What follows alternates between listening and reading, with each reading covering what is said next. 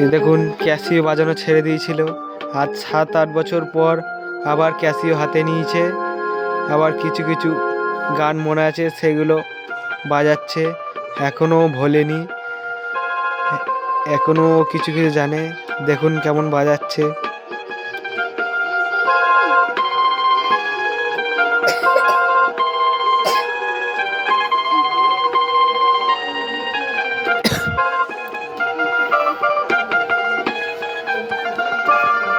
হয়ে গেছে। অন্য অন্য সাউন্ড বাজা।